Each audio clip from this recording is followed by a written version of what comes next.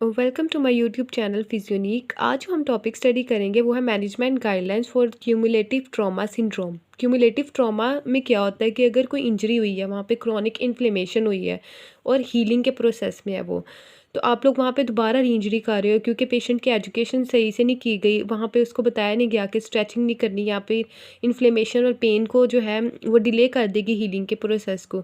तो उसमें क्या होगा कि अगर दोबारा से वहाँ पे उस एरिया में री इंजरी हुई है तो उसकी वजह से कोलेजन फाइबर्स जो बनेंगे वो इमेच्योर बनेंगे, जो कि मूवमेंट को रिस्ट्रिक्ट कर सकते हैं।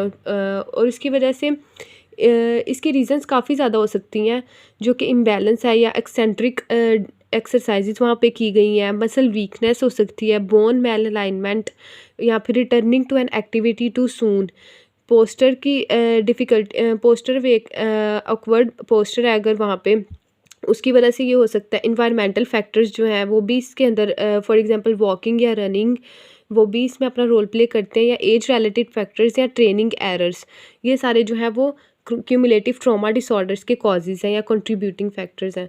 अब हम लोग देखेंगे कि इसकी हम लोग मैनेजमेंट किस तरह से कर सकते हैं। तो फर्स्ट ऑफ ऑल इसकी इम्पेयरमेंट जो आती हैं क्यूमुलेटिव ट्रॉमा सिंड्रोम में, सबसे पहले तो पेन बहुत ज़्यादा होती है, वहाँ पे इन्फ्लेमेशन होती है।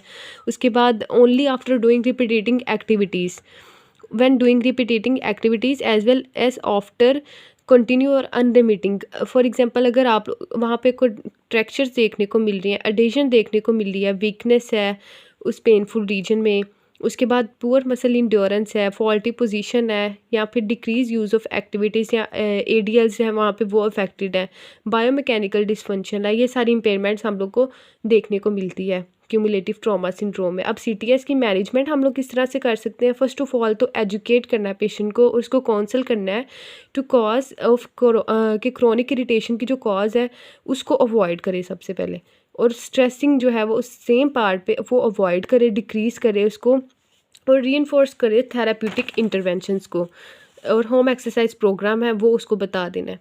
उसके बाद हीलिंग को किस तरह से प्रमोट किया जा सकता है, डिक्रीज़ किया जाए सबसे पहले पेन और इन्फ्लेमेशन को, उसके बाद रेस्ट, आइस कंप्रेशन और एलिवेशन राइस थेरेपी वहाँ पे दी जाए, मसाज दी जाए वहाँ पे, और ऑर्थोसिस टेप और कॉस्ट की मदद से उसको रेस्ट प्रोवाइड किया जाए। Maintain integrity and mobility of involve tissue, इसमें नॉन स्ट्रेसफुल पैसिव मूवमेंट करवानी है, मसाज करनी है, और muscle setting with the limits of pain, develop support in related region. इसमें क्या करना है कि posture training, as you know के कंट्रीब्यूटिंग फैक्टर था इसका कि ऑकवर्ड पोस्टर है उसमें, तो सबसे पहले इसमें पोस्टर ट्रेनिंग करेंगे और स्टेबलाइजेशन एक्सरसाइजेज उसको बताएंगे। उसके बाद इंटरवेंशंस ड्यूरिंग क्रॉनिक इन्फ्लेमेशन हमने देखा, अब इंटरवेंशंस देखेंगे कंट्रोल मोशन और रिटर्न टू फंक्शन, कि जब बैक टू लाइफ उसने आना तो वो किस तरह से इंटरवेंशंस कर सकते हैं। इसमें क्या है, सबसे पहले एजुकेट करना है पेशेंट को, होम एक्सरसाइज प्रोग्राम उसको बताना है, इर्गोनॉमिक काउंसलिंग उसकी करनी है। उसके बाद डिवेल्प स्ट्रॉन्ग और मोबिलाइज स्कार हम किस तरह से कर सकते हैं, फ्रिक्शन मसाज दे के उस एरिया पे, या सॉफ्ट टिश्यू मोबिलाइजेशन करके। Develop a balance in the length and strength of the muscle by stretching और स्ट्रेंथनिंग एक्सरसाइज वहाँ पर करवा के। Progress the functional independence with the help of endurance, और train the coordination and timing.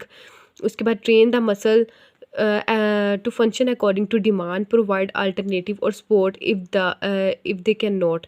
अब basically आपने functional independence में याद रखना है कि इंड्योरेंस को डेवलप करे। इंड्योरेंस अब हम कैसे डेवलप कर सकते हैं, एज यू नो के इंड्योरेंस और स्ट्रेंथनिंग एक्सरसाइजेज में बेसिक डिफरेंस है कि इंड्योरेंस में रिपीटिशन ज़्यादा होती है और इंटेंसिटी कम होती है एक्सरसाइज की, लेकिन जो स्ट्रेंथनिंग एक्सरसाइजेज होती हैं उसमें रेजिस्टेंस ज़्यादा होता है, इंटेंसिटी ज़्यादा होती है, लेकिन रिपीटिशन जो है वो कम होती हैं।